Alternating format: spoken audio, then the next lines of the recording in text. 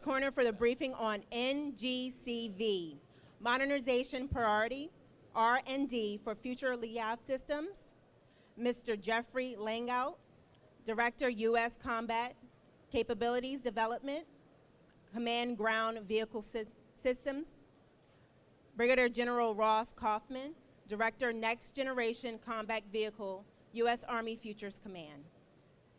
During the questions and answer section, please wait until you have the mic so that everyone may hear your question.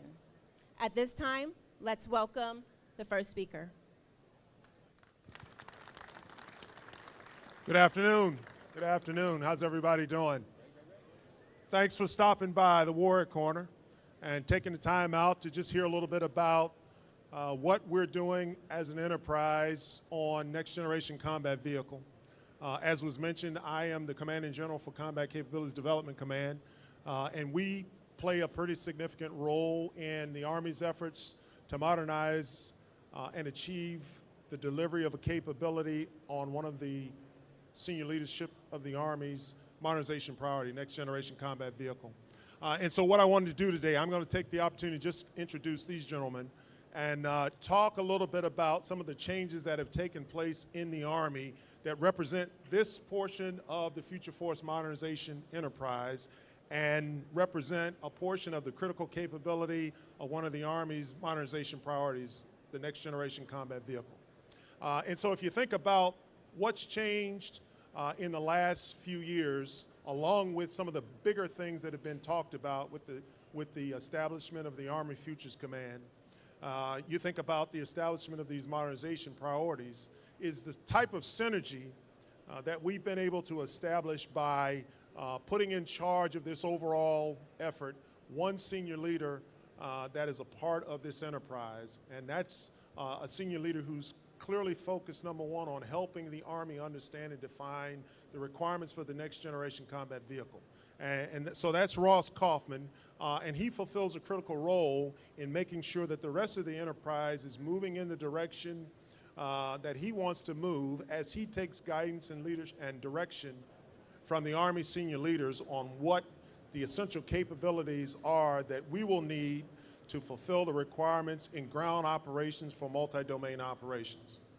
It's been said often in a number of these different forums, and you hear the Army saying it constantly, that the character of war is changing.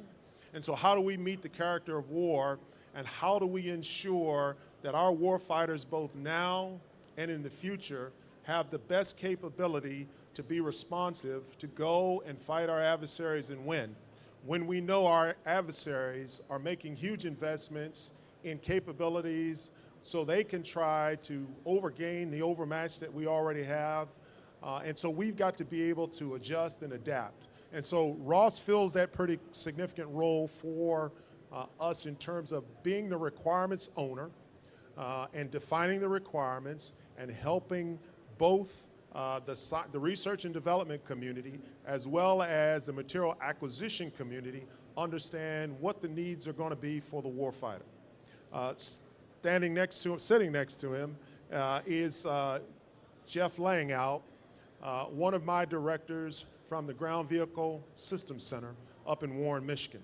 And so everything that you think about when you talk about ground vehicle platforms, and we know how significant they are for the warfighter and what we do, Jeff and his team are working to develop those capabilities. So when you think about some of the areas that we're looking into in terms of artificial intelligence, maximizing the abilities of artificial intelligence in the diagnostics and the prognostics of our combat vehicles and our ground vehicle platforms, when you think about the ability to leverage artificial intelligence in our fire control and our weapons systems, Jeff is the lead integrator from an S&T perspective on what we're doing. And then last, we have J.B. Bryan, who represents the acquisition community.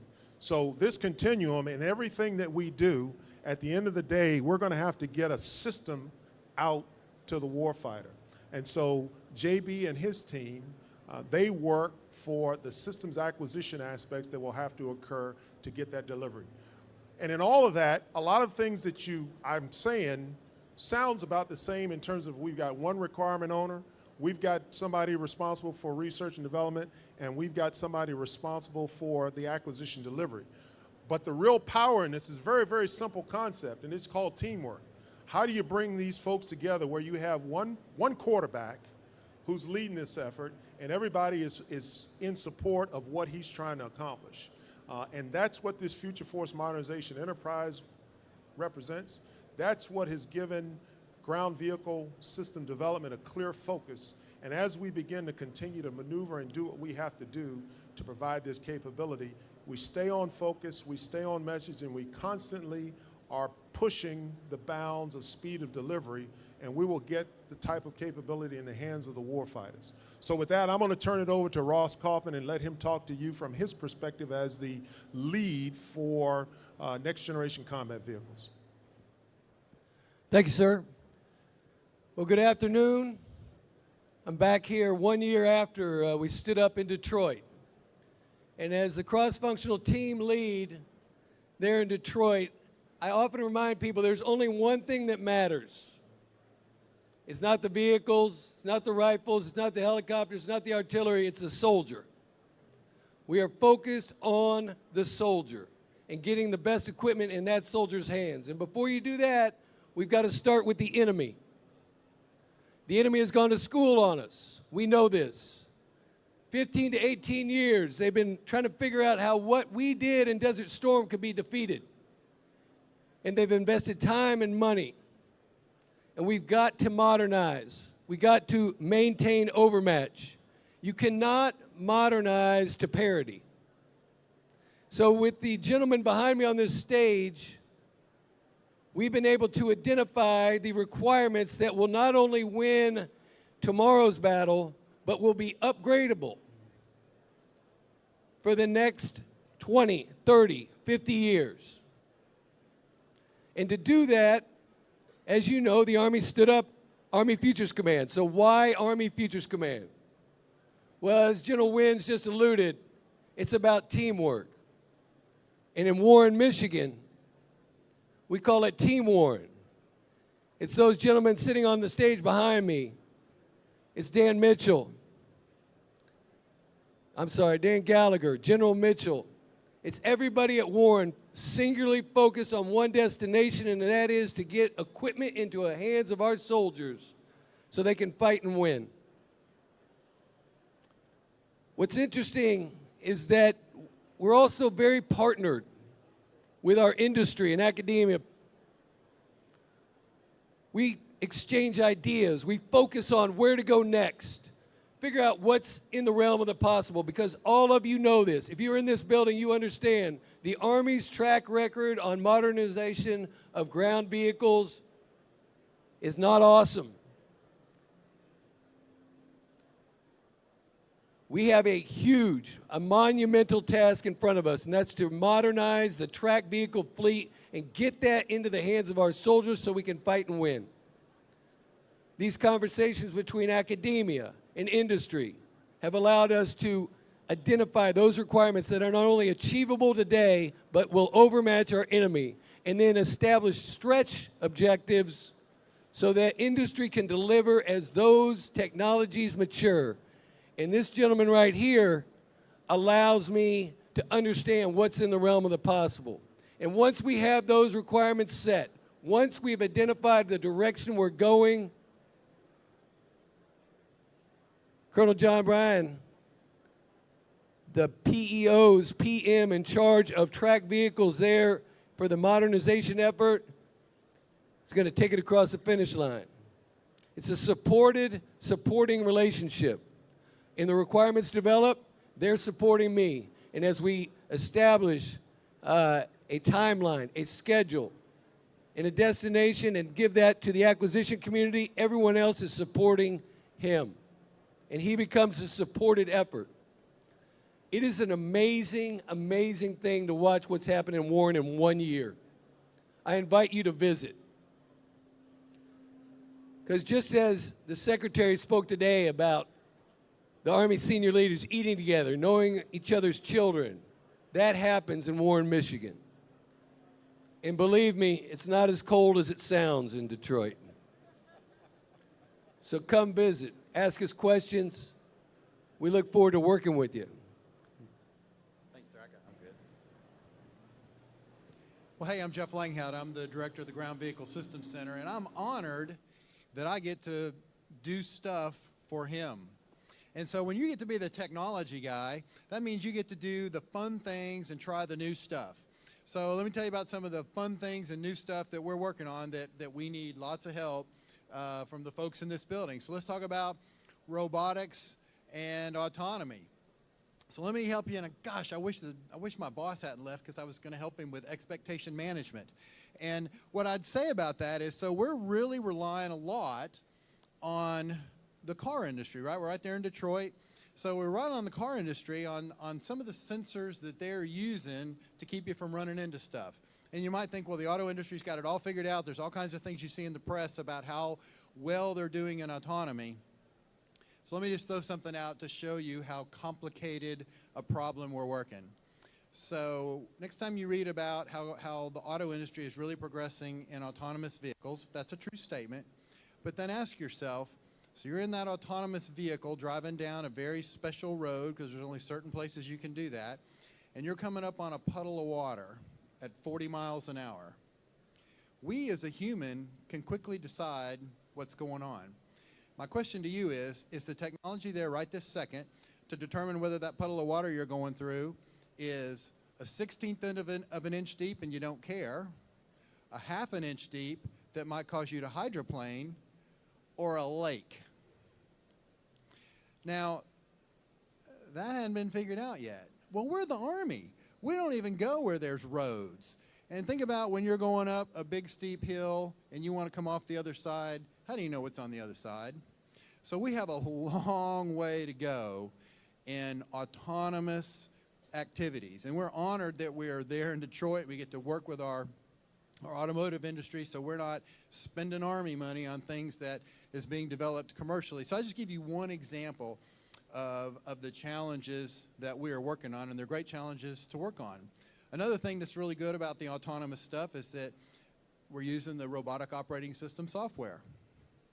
If you're doing work in robotics and autonomy, and you're in an academic institution or you're in your organization, more than likely you're using ROS. It's a very open system, so if somebody wants to develop a new behavior, it enables us to move quickly in that domain, so it's a really good thing.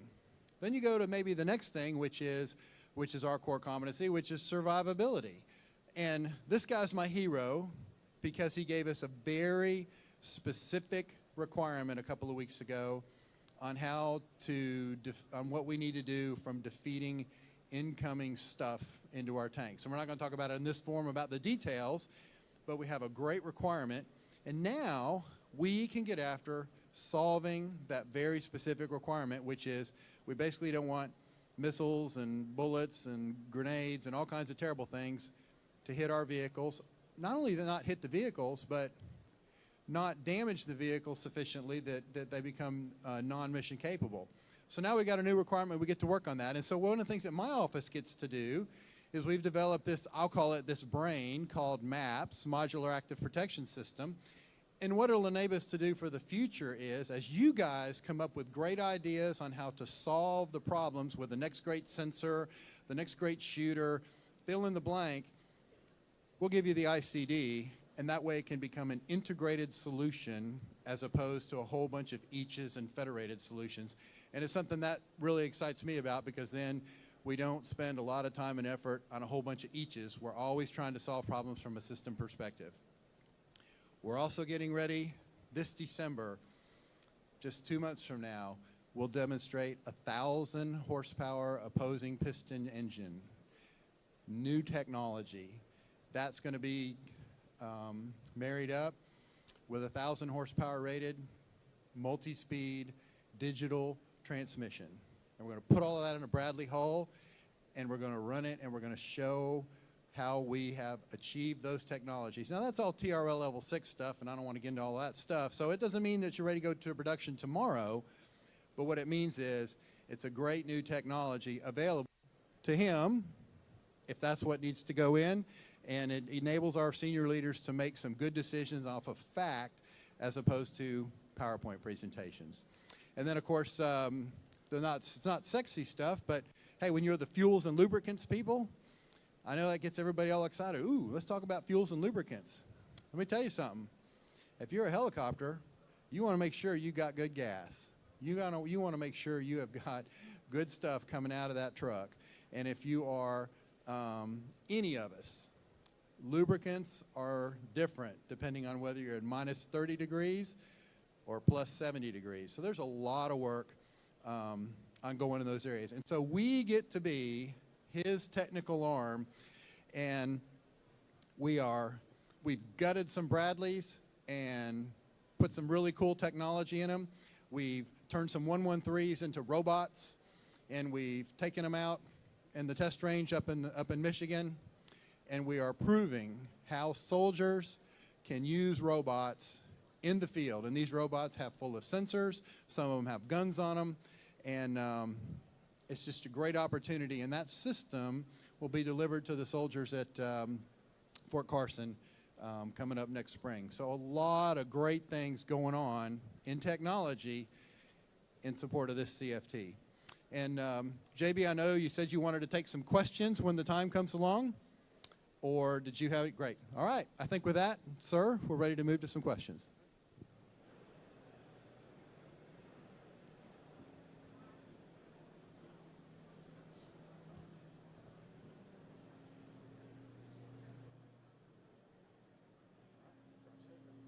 All right, don't be shy. First question. Anybody got a question? Sir. Thank you. Kind of curious, in what way does the Army allow small businesses and startups to break the space? Or how do you guys lower the barrier of entry so it's easier for people in that space to succeed?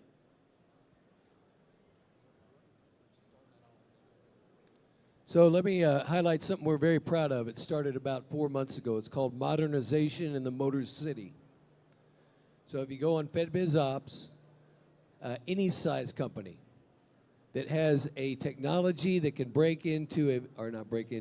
any technology that will assist a vehicle on the modern day battlefield, all you have to do is write a one-page white paper. You submit that one-page white paper following the guidelines of the Modernization in Motor City protocol. That goes in front of a panel. You get scheduled. The results have been incredible. We were going for once a quarter. Then we went to once a month, and it is 45 minutes of one-on-one time between any size company that has a technology that will help a soldier on the battlefield with any vehicle, and they get to sit down with our experts and lay it out. And then I know Jeff has done an amazing thing, that more of a Shark Tank as well, so there's other opportunities. Yeah, so we did do a Shark Tank event last month, and we're going to do more of those because that was extremely successful. So let me advertise. So late next spring in Detroit, MDEX 2020, and that is a very intentional event. And there is literally days set aside for small business to come in and if you want to play in our other transactional agreement contracts, we'll tell you how do you join that. If you want to, if you decide that working with the government is too cumbersome, then we're going to have the prime contractors, the BAEs, the General Dynamics of the world, Raytheons of the world there, and they will have events so you can learn to become a subcontractor with them. So we're going to have a session dedicated just to the small business to say, here's ways to play in the team-worn environment. So between what General Coffman just talked about and some very intentional things that we're doing late next spring across the team-worn community, I would argue that if you're a company and by next June, if you go, yeah, I don't know how to work with those team-worn guys, I would say it's probably on you, not what the government's trying to do. JB, did you want anything? And so just a quick comment to your question, because you made mention of small business and small innovative businesses, but you didn't talk specifically about what technology you're talking about. So I'm not sure if it deals with ground vehicle systems or what. But at the 4-star level, this 4-star command that's been established, AFC, They have an organization, I'm going to do a plug for them, called the Army Applications Lab. Okay, and one of the things that they have taken on in partnership with not only the acquisition community, represented by a director for combat systems that works for AFC, but also my organization, is to begin to identify and open up opportunities through AAL that works down in the Capital Factory in Austin, Texas, to kind of open and expose different opportunities for small businesses, innovative businesses, disruptive businesses to bring in their ideas and see if we can take hold. What we really want to shape about that whole series of events is that we help define those critical areas where we're having problems, okay, to ensure that there's a match. There's a marriage made between what you have as a technology and its applicability to solving an Army problem. But there are other venues that have opened up as a result of the establishment of AFC that have created greater opportunities for small businesses, very, very small businesses, to try to get involved. Okay. Jack Pagano, COO of a major television radio station in Kabul, Afghanistan. As you know, we have our problems every day. What's the turnaround times for the soldier in the field to utilize some of your developments? What's the typical turnaround time that you're developing things now? When will they see that? And then when would an Afghan Army and police unit see the fruits of your labor? So I would tell you that one of the reasons for the establishment of each of these 8 CFTs was intended to reduce the turnaround time, or the ability to go from an idea to a fielded solution. We've made progress. There's work that still has to be done. I was at a breakfast this morning, and I've heard it a number of times, but General Murray was talking about the enhanced night vision goggles Bravo, version Bravo, and how we've been able to shorten that time frame to about, 12 to 18 months, I believe it's been said. So it's all about what we've done here to establish kind of that real close connection between the folks that have a stake and have a responsibility in the requirement, in the tech delivery, and the system to come together, to work together very closely to do that. And we're looking to make increased and continuous gains in doing that to get capabilities out to the field. We've always attacked urgent capabilities as quickly as possible, oftentimes going after commercial off-the-shelf solutions that provided us a good enough solution for the time that we needed. But we're also trying to do some of the innovative things with the CFTs to also increase that speed of delivery that I talked about in my opening remarks, Jack.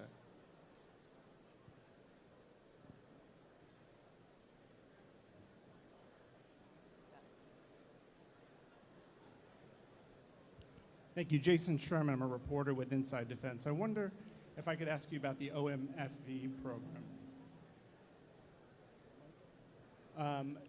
The question is, how confident are you of the acquisition strategy going forward if you don't have the benefits of 2 competitors? There were a number of things the Army was hoping to get during the rapid prototyping phase in terms of leveraging 1 and 2 companies, to get technical data rights and things like that. And related to that, sort of the optics, in light of the fact that the Army's estimated about a $45 billion acquisition, that would be the single largest program on the Army modernization portfolio. Moving forward with that, potentially with, even though I know there's going to be competition during the EMD phase, but at this point, having a single bidder. Thanks. Yeah, so I'll talk about the requirement side of that and where I am, and then anything on schedule I'll pass to JB. Obviously, we can't talk about the competition, right? Now, so once the competition starts as of 1 October, we're not at liberty, and frankly, I'm firewalled off from the specificity of what's going on with that. But what I can tell you is, if you look at the threshold requirements that multiple industry engagements, multiple industry partners, fact checked by Jeff's guys, if just the threshold requirements are met by anyone, we're going to have the best vehicle on earth. Okay, so as far as schedule and the other parts of your question, JB, you can hit anything above that. But I am very confident in my threshold requirements, our threshold requirements, and then we just have to see, at a certain point, the competition goes forward, and those things are evaluated. So with the rapid prototyping effort that we're doing, yeah, competition is a component, but that's only one component of it. So we're trying to mature and develop and evaluate any number of new technologies that have never been on a combat platform. We'll award our contracts, we'll evaluate them, and if we're meeting what the Army wants to do, we'll go forward. There are multiple competition points throughout the program, and if we need to reevaluate along the way, we will.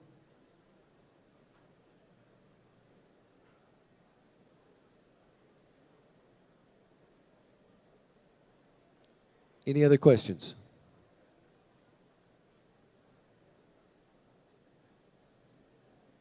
Sir, you good? Oh, we got one more. The question is for the Director Langhout. As a director of the Ground Vehicle Center, what would you see the biggest challenge you have in order to develop or accelerate the pace of the next generation ground vehicle for the soldier? So there's no shortage of challenges. I would say I still believe that the greatest challenge we face beyond what I shared earlier, if you want to go completely autonomous, right, and that's the worst case, the hardest case scenario. Beyond that, I still think the biggest challenge we're going to have is our ability to communicate effectively between the robotic vehicles and the control vehicles. Electromagnetics is just a pain. I wish someone would fix physics. And there is just a lot of challenges, particularly in the terrains we're talking about, in the middle of the cities. Radio waves are just the way that they are. And I think, we're talking about potentially passing a lot of data between these vehicles. And I think ultimately that's going to be our single largest challenge beyond what I shared if we want to be in a completely autonomous environment.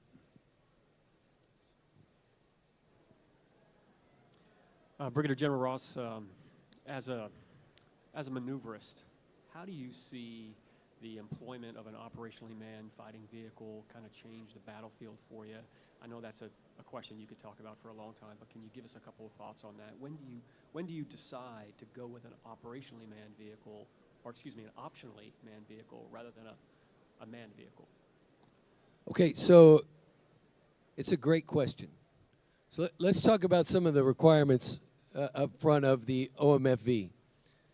Number one, 104 countries have a 30-millimeter cannon on their vehicles, 104. And we talked earlier that we cannot modernize to parity, so an objective is a 50-millimeter. There are no optionally manned vehicles fighting today. You hear about teleoperated robots on the battlefield. If there's optionally manned vehicles that exist today fighting, it would be a surprise to me. But you can imagine any scenario where the risk factor is extremely high. The operational risk. I'm not talking about rollovers and safety. I'm talking about operational risk where you have to go out and breach a wire and mine obstacle. You have to close into a city that you haven't been able to see into. You have to close the distance with a known defense, but you don't know where the security zone starts and stops. And so this is about the optionally manned provides options to commanders on the battlefield, to platoon leaders on the battlefield, to assess the risk to the soldiers, and then absolutely use it as a robot forward that has the same capabilities. 50 millimeter cane, and optics to see further. It extends the battlefield for the soldier at least 4 kilometers. At least 4 kilometers between the human and the end of a robot. And so we're also dovetailing that into our robotic combat vehicle line, where we're experimenting with 3 weights of robots: light, medium, and heavy. Think 7 tons, 12 tons, 20 tons, somewhere in that range. So a heavy at 20 tons would have a 120 millimeter cannon on it. A medium might have a 30 millimeter and a 50 caliber on a light. We're playing with it, but we want them to be payload agnostic. So different weight classes that are payload agnostic, and we can use those to sense chemicals, breach wire, go into a urban area. So it's really not about, it's about reducing risks to our soldiers, identifying the worst, nastiest places on earth where people want to kill you, and putting a robot there first.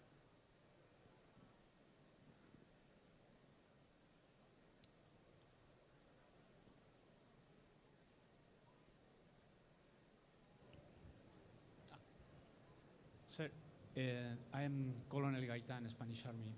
My question is about the implication in the training of the soldiers with the new technologies that will be in the next generation vehicles. Do you think, for example, when the cavalry change from the horses to the tanks? Can you hold the microphone just close to your mouth? Sorry, I didn't catch any of this. Yes, my question is about the implications in the training of the soldiers with the next generation vehicles. For example, when the cavalry passed from horses to tanks, it was an evident change in the training. What do you think could be the impact of these new technologies in the training of the future soldiers that will drive and be the crews of these vehicles? Yeah, so a couple things. The reason why we called the robotics an experiment, because I am concerned about the human effects. So if I'm in a control vehicle operating a robot forward, and that vehicle has a pitch and yaw to it that I'm in, and the robot that I'm looking through is different, what are the impacts to the soldiers? Do we need to recruit different soldiers to be able to handle that that pitch and yaw, that possible sickness that would occur just from the different effects on your inner ear? And as far as training, I think that as we go to execute training, we need to establish, number one, how do we want to fight with these new vehicles, and then put our soldiers in realistic training environments that we do not assume that they were just going to Xbox controller their way into success on the battlefield, but they understand that you have to execute differently. And then the last thing I would say is, as autonomy matures, right now we have 2 soldiers controlling 1 robot. One controls the robot, one controls the payload. And we're doing that today. But as autonomy matures, I would like to get to 1 soldier controls 12 robots. And I think that's 2035. Yeah, I think that's when about we'll be able to do that. But that really turns into a whole level of training to get to that level of proficiency. But it has to reduce the cognitive load. And the last thing I'd say, because I'm a fat tanker from Kentucky, maintenance, right? So as we talk about training, maintenance is training. We got to make sure that we know how to take care and sustain the robots in our manned vehicles with the number of soldiers we have. So I don't think, in my personal opinion, and there's those that disagree with me, I don't think that robots reduces the number of soldiers you have in your formation. I think robots reduce the risk to your soldiers and may change what those soldiers do and where they ride on the battlefield. Just to add on to Ross's comments, and I'm nowhere near the maneuvers that Ross is, but one thing I do know about training is training is repetition, right? And it's basic blocking and tackling, and then progressively building to the more complicated tasks over time. That's how you get proficient units at the team level, at the squad level, at the platoon level, and on and on and on. It's repetition. And so one of the other areas that is quite married up as a CFT is the synthetic training environment, right? And using virtual trainers to allow for reps to take place in a virtual environment that would closely resemble the live training environment that he endeavors. And so in what Ross is doing, he's working very, very closely with Major General Maria Gervais to help folks understand in a synthetic training environment, live virtual constructive training, how you can build an environment and a set of systems for the individual trainers, as well as the kind of combined arms nature of the trainers, so that you can get at those repetitions.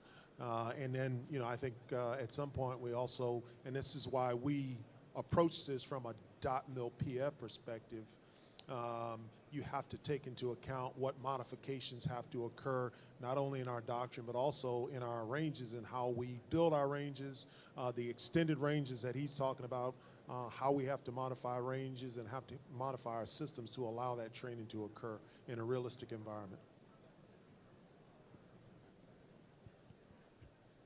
Okay, so I think we're at our time, and once again, I'd just like to thank you all for stopping by the Warriors Corner to just hear this team talk. And I think if I would leave you with any one message, it is about the power of this team that's up in Warren, Michigan, and what they're doing, and how much we could use your help in industry, small, medium, and large, to come together with us to help us realize these capabilities that they're talking about, because that's the only way we're going to get it done is through partnerships. And so we appreciate everybody just taking the time out to listen to us talk, and hopefully we are allowing you to leave here, kind of have a better understanding of where the Army's going as we modernize towards the future. So thanks for your time and attention. Thank you.